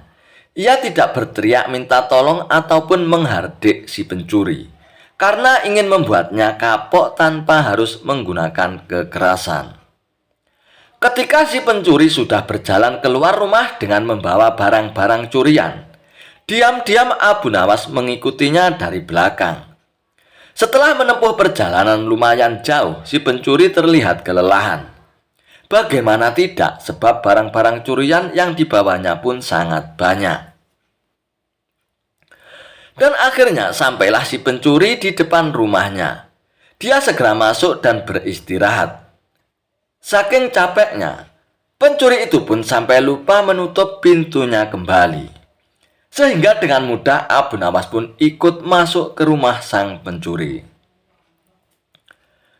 Tak lama kemudian si pencuri mulai membuka karung dan mengambil barang-barang hasil curiannya. Dimulai dari barang berharga sampai barang-barang rumah tangga seperti gelas, piring hingga mangkok. Si pencuri pun lalu meletakkan semua barang-barang tersebut sesuai dengan tempatnya, seolah baru pindahan rumah. Sementara itu, Abu Nawas terus mengamati dari belakang sambil duduk santai. Merasa curiga ada orang di sekitarnya, si pencuri pun menoleh ke belakang. Dan betapa kagetnya dia melihat Abu Nawas ada di dalam rumahnya. "Kenapa kau di sini?" tanya si pencuri setengah ketakutan. "Kamu tidak tahu ya, rumahku sekarang di sini," jawab Abu Nawas. "Kenapa kok bisa begitu? Ini kan rumahku," balas si pencuri. "Kalau kemarin ini memang rumahmu, tapi sekarang sudah jadi rumahku karena aku sudah pindah ke sini," ujar Abu Nawas. "Pindah? Pindah bagaimana maksudmu?" tanya si pencuri kebingungan. "Coba lihat, semua barang di rumah ini, semuanya adalah milikku. Jadi rumah ini adalah milikku," jelas Abu Nawas. Kalau kamu mengusirku, aku akan berteriak bahwa kamu telah mencuri barang-barangku, dan aku akan memukulimu, ancam Abu Nawas. Dikarenakan tidak ingin memperpanjang masalah, si pencuri pun membiarkan Abu Nawas menetap tinggal di rumahnya. Dan selama seminggu menetap di sana, Abu Nawas pun selalu menghabiskan roti yang disediakan oleh pencuri untuk dimakan. Belum lagi susu dan madu yang disimpan di lemarinya dilahap habis oleh Abu Nawas. Selama itu pula setiap hari si pencuri terpaksa tidur dengan menahan rasa lapar. Kalau begini, bukan aku yang merampok, tapi dia yang merampok semua makananku, pikir si pencuri merasa kesal. Esok harinya, si pencuri menghampiri Abu Nawas. "Tuan, bagaimana caranya supaya Tuan kembali ke rumah Tuan?" tanya si pencuri. "Sudah dibilangi aku sudah pindah di sini. Sekarang ini adalah rumahku. Buktinya barang-barangku ada di sini semua," tegas Abu Nawas. "Jadi kalau aku kembalikan semua barang-barang ini ke rumah Tuan, Tuan juga akan kembali ya?" tanya si pencuri. "Tentu saja, kalau di sini sudah tak ada barang-barangku. Jadi ini bukan rumahku lagi," balas Abu Nawas. Akhirnya, dengan susah payah si pencuri itu pun mengembalikan barang-barang ke rumah Abu Nawas. Dan sejak saat itulah Abu Nawas pun tidak lagi berada di rumah pencuri. Si pencuri pun tobat dan kini menjadi lebih tenang. Ia tidak ingin lagi berurusan dengan Abu Nawas. Kisah Abu Nawas. Mengetahui warna angin bikin semua orang bengong. Dikisahkan, di tempat tinggal Abu Nawas ada seorang gubernur baru yang ditunjuk oleh Baginda Raja. Namun, sayangnya pemimpin di daerah itu diduga menyalahgunakan jabatannya. Ia memerintahkan para prajuritnya untuk menangkap sejumlah sastrawan yang dianggap pintar. Usai beberapa sastrawan cerdas itu ditangkap, mereka dihadapkan kepada gubernur yang baru tersebut. Satu persatu di antara mereka ditanya oleh sang gubernur.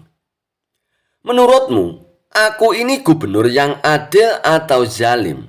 tanya sang gubernur kepada para sastrawan. Sastrawan pertama pun menjawab, "Anda adalah seorang gubernur yang zalim." Mendengar jawaban itu, sang gubernur pun terperanjat. "Apa alasanmu?" tanya balik sang gubernur. "Karena Anda telah menangkap kami tanpa sebab dan alasan," jawab sastrawan pertama. "Prajurit, masukkan dia ke penjara. Besok dia akan dihukum mati," ucap sang gubernur. Sastrawan berikutnya dipanggil dan diberi pertanyaan yang sama. "Menurutmu, aku ini gubernur yang adil atau zalim?" tanya sang gubernur. "Tuanku adalah gubernur yang adil," jawab sastrawan kedua. "Apa alasanmu?" tanya sang gubernur.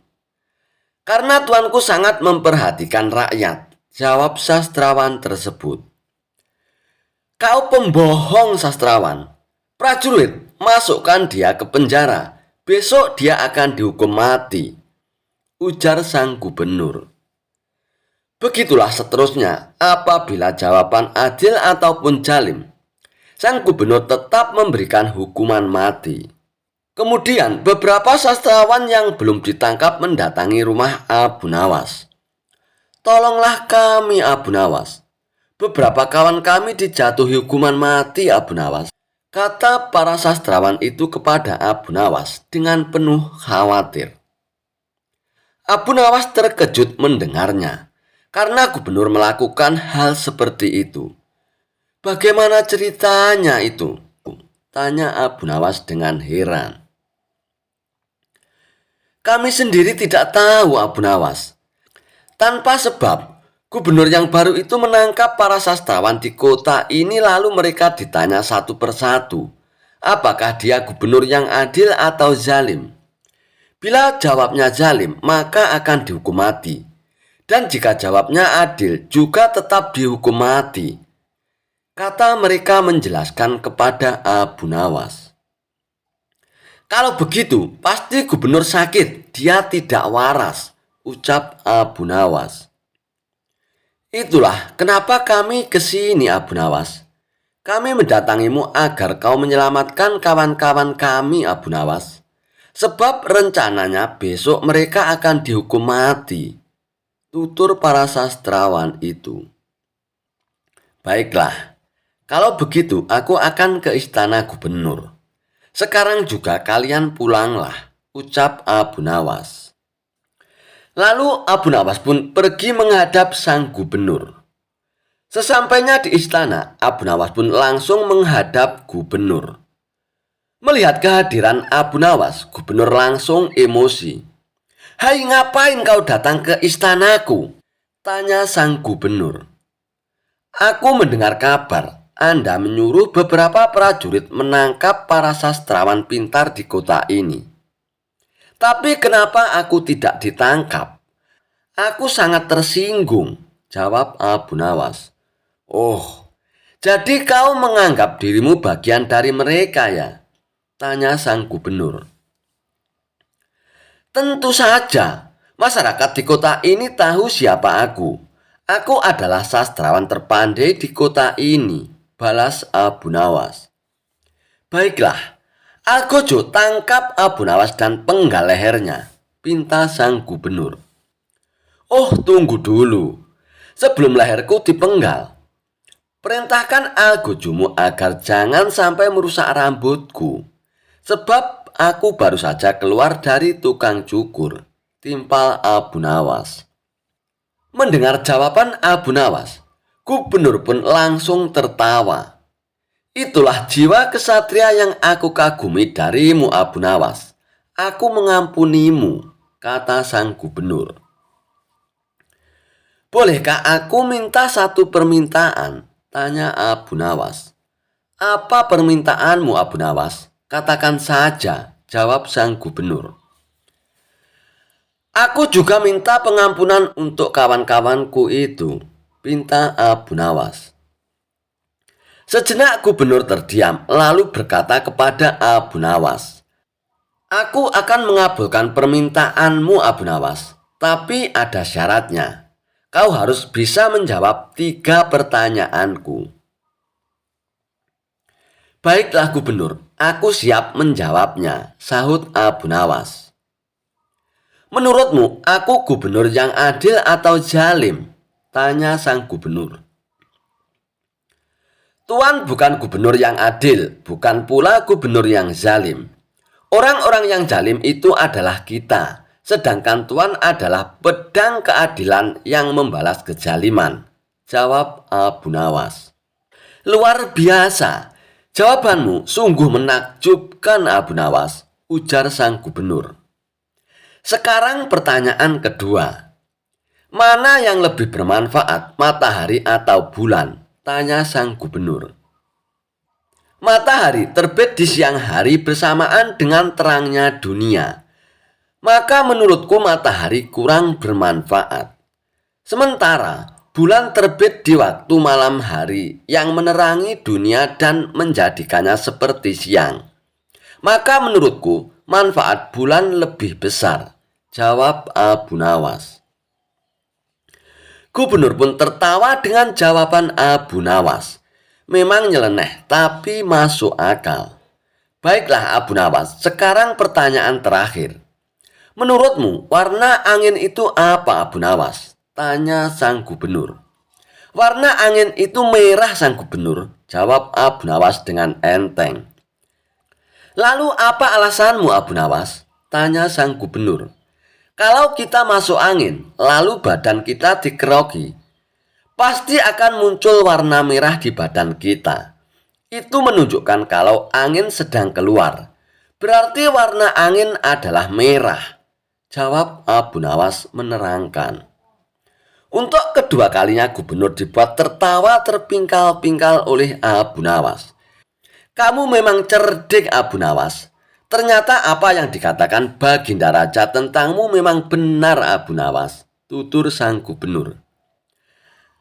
Abu Nawas spontan kaget mendengar nama Baginda Raja disebut sang gubernur.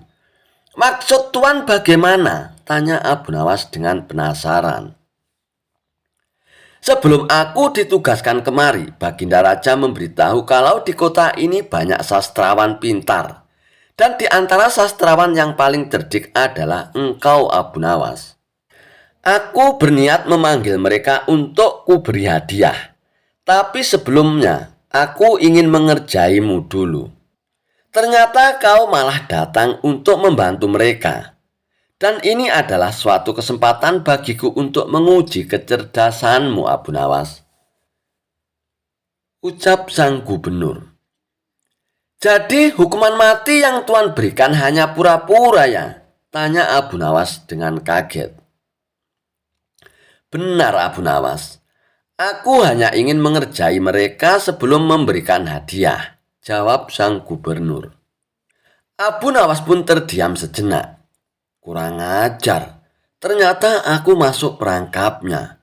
Tunggu saja pembalasanku nanti," ucap Abu Nawas dalam hatinya. Raja Harun Ar-Rasyid lagi-lagi memberikan misi mustahil kepada Abu Nawas. Ia tak bosan-bosannya mengetes kecerdikan Abu Nawas. Kali ini ia meminta sesuatu yang tak wajar, yakni pergi ke bulan untuk menyelidikinya. Padahal zaman itu jelas-jelas belum ada teknologi canggih dan mutakhir seperti Apollo. Sekarang saja hanya orang tertentu yang bisa datang ke bulan, apalagi zaman dahulu. Jadi jelas jika misi itu hanya untuk menguji Abu Nawas. "Pergi ke bulan?" tanya Abu Nawas. "Ya, Abu Nawas, saya tahu kau adalah seorang pria yang pintar. Kau harus dapat pergi ke bulan," kata sang raja. "Oke, saya akan pergi ke bulan sana besok sore yang mulia," jawab Abu Nawas dengan cepat. Raja pun terkejut. Ia tak menyangka bahwa Abu Nawas mengiyakan tantangannya itu. Lalu Raja Harun Ar-Rasyid pun bertanya, "Dari mana kamu akan pergi, Abu Nawas?" "Dari rumahku," jawab Abu Nawas. "Baiklah, saya akan pergi ke sana untuk melihat kau pergi ke bulan besok malam," kata sang raja. Malam itu raja berikut para menterinya pergi ke rumah Abu Nawas. Bulan purnama bersinar dengan terang, bintang-bintang menyebar berkilau di seluruh penjuru langit. Ketika raja dan para menterinya tiba di rumah Abu Nawas sudah tak ada di rumah. Mereka hanya bertemu dengan istrinya. "Di mana Abu Nawas?" tanya sang raja kepada istri Abu Nawas. "Dia baru berangkat ke bulan yang mulia. Dia berkata kalau akan kembali segera," jawab istri Abu Nawas. "Bagaimana cara Abu Nawas pergi ke bulan?" tanya salah satu menteri penasaran. "Dia memanjat pohon pelem di sebelah sana dan akan kembali melalui pohon pelem itu juga," jawab istri Abu Nawas. Raja dan para menteri kemudian menghampiri pohon pelem yang ditunjukkan oleh istri Abu Nawas. Dan terlihatlah bayangan seseorang yang sedang turun dari pohon pelem itu. "Apakah itu kau, Abu Nawas?" tanya sang raja. "Iya, ini saya, Abu Nawas Baginda," jawab Abu Nawas. "Apakah kau menyelidiki bulan dari pohon pelem itu?" tanya sang raja. "Saya melakukan penyelidikan ketika bulan mencapai tanah. Pohon hanya sekedar tangga lewat untuk saya pergi ke bulan," jawab Abu Nawas. Raja Harun Ar-Rasyid pun tersenyum dengan perkataan Abu Nawas.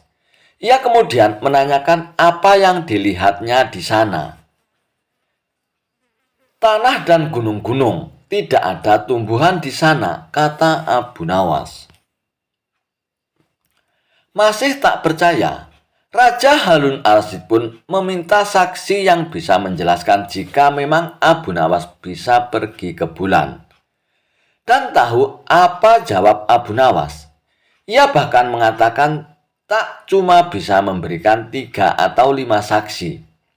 Ia bisa memberikan 10 hingga ribuan kesaksian. Siapa mereka yang bersaksi? Tanya sang raja. Abu Nawas kemudian mengarahkan jarinya ke langit. Bintang-bintang adalah saksiku. Jika Anda tidak mempercayaiku, Anda dapat menanyakan langsung kepada mereka, kata Abu Nawas dengan yakin. Mendengar jawaban itu, sang raja pun tertawa. Mengapa kau tak menunggu kami menyaksikan kau pergi ke bulan? Tanya sang raja. Anda terlambat, yang mulia. Saya hanya dapat pergi ke bulan pada waktu tertentu saja. Ajaran sesat Abu Nawas. Sholat gak usah rukuk dan sujud. Khalifah Harun al-Rasyid terkejut bukan kepalang tatkala mendengar kabar Abu Nawas sudah ngawur bin ngaco. Bagaimana tidak ngawur? Tokoh yang mulai banyak pengikutnya ini mengeluarkan fatwa sangat kontroversial. Dia bilang sholat tidak perlu ada rukuk dan sujud. Baginda Raja menganggap Abu Nawas sudah berlaku sombong terhadap Allah Subhanahu wa Ta'ala. Sama persis dengan setan yang menolak sujud kepada Nabi Adam. Hukuman yang pantas bagi orang seperti itu tentulah hukuman mati. Kadangkala, Baginda Raja menyesali diri di saat dirinya sudah sangat akrab dengan Abu Nawas. Mengapa ia masih saja berlaku ngawur? Benar, belakangan ini Baginda sudah amat akrab dengan Abu Nawas. Sampai-sampai Abu Nawas memanggil dirinya bukan Baginda lagi. Ia memanggil saudaraku atau ya akhi. Kini kesabaran Khalifah tak terbendung lagi. Ketika ia mendengar juga Abu Nawas mengatakan Khalifah suka fitnah. Abu Nawas layak dipancung karena melanggar syariat Islam yang menyebarkan fitnah. Begitu usul para pembantu Baginda. Khalifah pun terpancing. Untung ada seorang pembantunya yang memberi saran. Hendaknya Khalifah melakukan tabayun atau konfirmasi. Hai Abu Nawas, benar kamu berfatwa dalam sholat tidak perlu rukuk dan sujud? Tanya Khalifah dengan ketus. Benar saudaraku, jawab Abu Nawas dengan enteng dan tenang. Khalifah pun kembali bertanya dengan nada suara yang lebih tinggi. Benar kamu berkata kepada masyarakat bahwa aku Harun al-Rasyid adalah seorang khalifah yang suka fitnah? Benar saudaraku, jawab Abu Nawas tanpa merasa bersalah. Khalifah berteriak dengan suara menggelegar. Kamu memang pantas dihukum mati Abu Nawas karena melanggar syariat Islam dan menebarkan fitnah tentang khalifah. Saudaraku, ucap Abu Nawas sembari tersenyum. Memang hamba tidak menolak bahwa hamba telah mengeluarkan 2 pendapat tadi. Tetapi sepertinya kabar yang sampai pada Baginda tidak lengkap. Kata-kata hamba terpelintir. Dijagal seolah-olah hamba berkata salah. Apa maksudmu Abu Nawas? Jangan membela diri kau. Telah mengaku dan mengatakan kabar itu benar adanya, ucap Khalifah dengan ketus. Singkat cerita, Abu Nawas pun digeret menghadap Khalifah. Kini ia menjadi kesakitan. Abu Nawas beranjak dari duduknya dan menjelaskan dengan tenang. Saudaraku, saya memang berkata rukuk dan sujud tidak perlu dalam sholat. Tapi dalam sholat apa?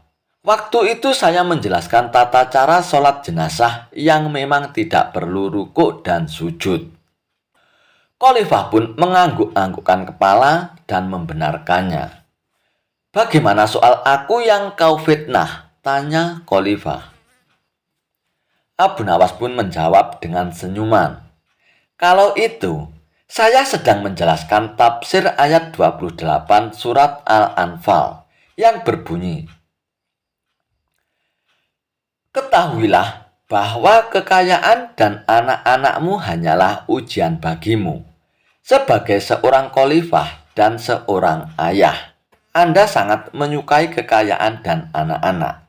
Berarti Anda suka fitnah atau ujian itu. Mendengar penjelasan Abu Nawas yang sekaligus kritikan, Khalifah Harun ar-Rasyid pun tertunduk malu, menyesal dan sadar.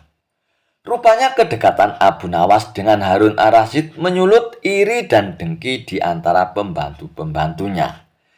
Pembantu-pembantu Khalifah yang hasut ingin memisahkan hubungan akrab tersebut dengan memutarbalikkan berita.